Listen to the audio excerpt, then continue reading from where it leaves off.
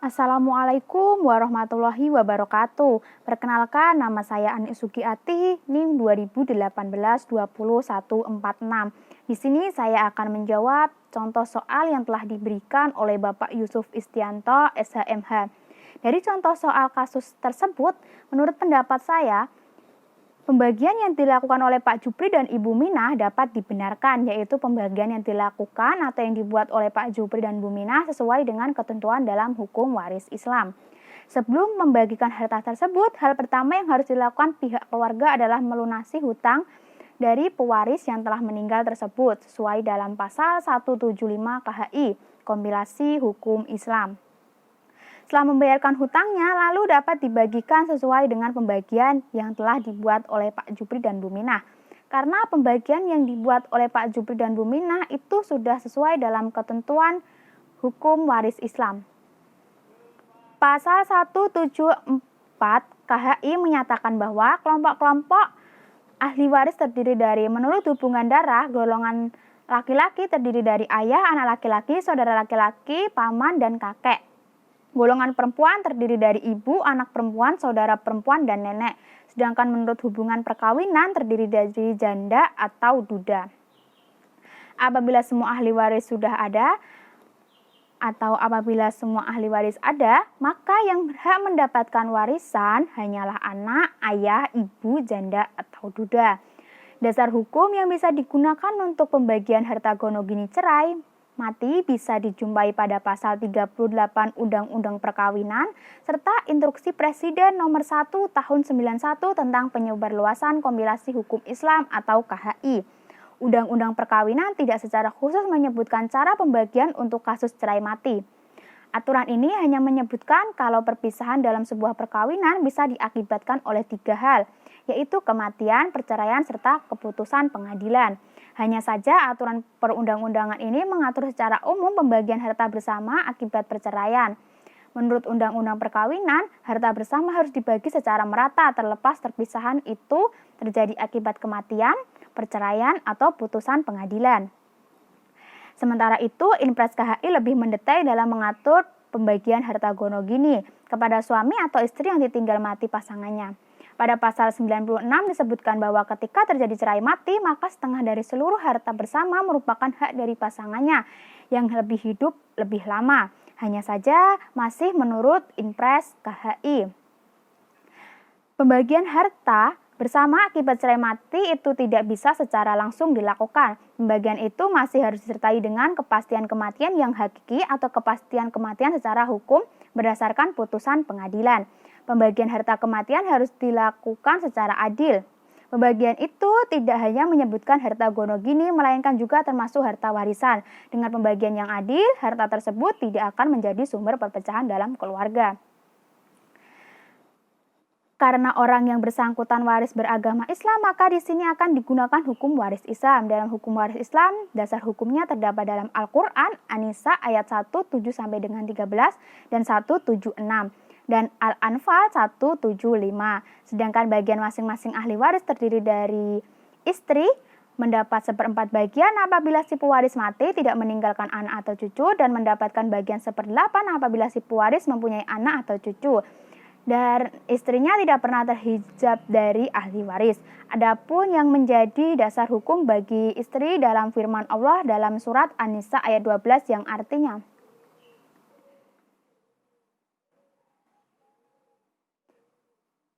pada istri memperoleh 1/4 harta yang kamu tinggalkan jika kamu tidak mempunyai anak. Dan jika kamu mempunyai anak, maka istri-istri memperoleh 1/8 dari harta yang kamu tinggalkan sesudah dipenuhi wasiat atau setelah dibayar hutang-hutangmu. Di dalam cerita, Sinta dan almarhum Chandra mempunyai 1 anak perempuan. Jadi Sinta selaku istri dari almarhum Chandra mendapat 1/8 bagian dari harta peninggalan. Sedangkan bagian anak perempuan adalah setengah dari harta peninggalan, yaitu setengah jika hanya seorang. Dan di dalam cerita bahwa pada tanggal 30 Juli 2017 pasangan Sinta dan almarhum Chandra dikaruniai seorang anak yang cantik diberi nama Kalia. Jadi jelas Kalia adalah setengah bagian dari harta peninggalan. Ibu dapat menerima Bagian harta warisan adalah sebagai berikut. Ibu mendapat 1/6 apabila pewaris meninggalkan anak. Hal ini berdasarkan surat An-Nisa ayat 11 yang artinya, dan untuk orang tua, ibu bapak, bagiannya 1/6 dari harta yang ditinggalkan jika pewaris itu mempunyai anak. Almarhum Chandra selaku pewaris mempunyai anak satu perempuan bernama Kalia, jadi ibu Minah mendapat bagian 1/6 dari harta peninggalan. Bapak atau ayah memperoleh 1/6 ditambah sisa jika ada anak perempuan atau cucu perempuan dari anak laki-laki. Misal si pewaris meninggalkan ayah dan satu anak perempuan, maka pembagiannya adalah satu anak perempuan mendapat setengah bagian, sementara ayah mendapat 1/6 ditambah sisa atau ashabah. Dalam cerita tersebut, almarhum Chandra selaku pewaris mempunyai anak perempuan yaitu Kalia. Jadi Pak Jepri mempunyai bagian 1/6 bagian dari harta peninggalan plus sisa. Si pewaris meninggalkan ayah dan anak perempuan. Jadi pembagian yang dilakukan oleh Pak Jepri dan Bu Minah dapat dibenarkan sesuai pada bagian bapak menurut hukum Islam, bahwa bagian bapak adalah 1/6 bagian tambah sisa jika ada anak perempuan. Sudah jelas dalam cerita bahwa Jepri mempunyai cucu perempuan yaitu Kalia. Dari cerita kasus di atas, anak dari almarhum Chandra adalah perempuan, jadi sisa dari bagian anak almarhum Chandra yaitu setengah atau 50% ditambah kepada bagian bapak atau disebut ashabah. Nantinya 50% dipegang oleh Pak Jupri sesuai dalam hukum waris Islam, bagian bapak ashabah dan sebagian dipegang oleh Sinta. Karena Kalia masih di bawah umur dan belum cakap hukum, maka dipegang oleh Sinta sampai Kalia benar-benar dewasa. Sesuai dalam hukum waris Islam yang sebagaimana berikut. Kalia sebagai anak mendapat bagian setengah atau 50%. Sinta sebagai istri almarhum Chandra mendapat 1/8 bagian karena mempunyai anak. Jepri selaku bapak atau ayah dari almarhum Chandra mendapat 1/6 bagian ditambah sisa jika ada anak perempuan. Sudah jelas di situ dalam cerita bahwa almarhum Chandra mempunyai anak perempuan, jadi bagian bapak atau Pak Jepri ditambah sisa dari Kalia yaitu 50%. Minah selaku ibu dari almarhum Chandra mendapat 1/6 bagian. Dari cerita kasus tersebut, dasar hukumnya terdapat dalam Al-Quran An-Nisa ayat 1, 7 sampai dengan 13 dan 176 dan Al-Anfal 175. Dapat dipertegas lagi bahwa pihak Pak Jupri yaitu mendapat 50% karena almarhum Chandra mempunyai anak perempuan. Sudah dijelaskan dalam hukum waris Islam yaitu pembagian bapak atau ayah memperoleh 1/6 ditambah sisa jika ada anak perempuan atau cucu perempuan dari anak laki-laki.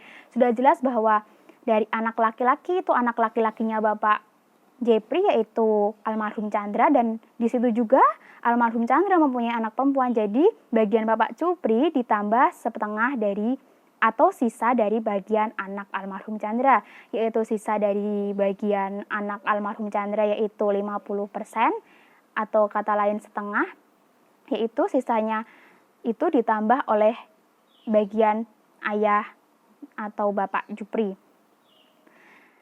Jadi sudah jelas bahwa pembagian yang dilakukan oleh Bapak Jupri dan Ibu Minah itu dapat dibenarkan sesuai dengan hukum waris Islam. Sekian pemaparan yang dapat saya sampaikan. Apabila ada yang salah atau yang tidak benar, saya mohon maaf.